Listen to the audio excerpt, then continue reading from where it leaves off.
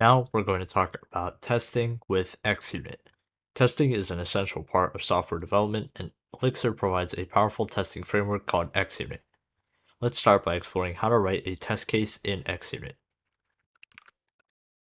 In Elixir, we define test cases as modules that use the ExUnit case.case module.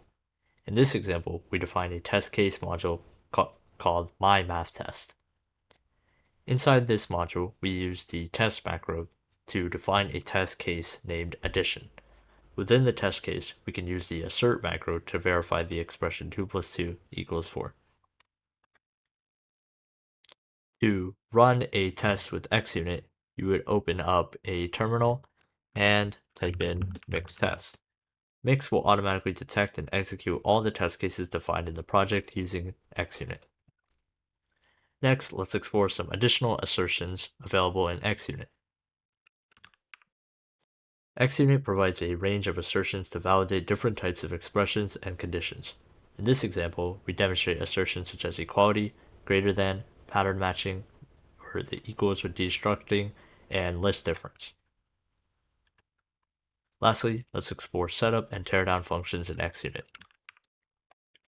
ExUnit allows us to define, setup, and teardown functions to perform pre-test and post-test operations.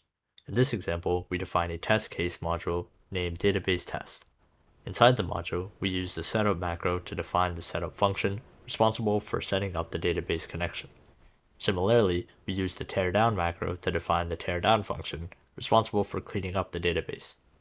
We can then define test cases within the module that can utilize the setup and teardown functions. And that concludes our introduction to testing with ExUnit and Elixir.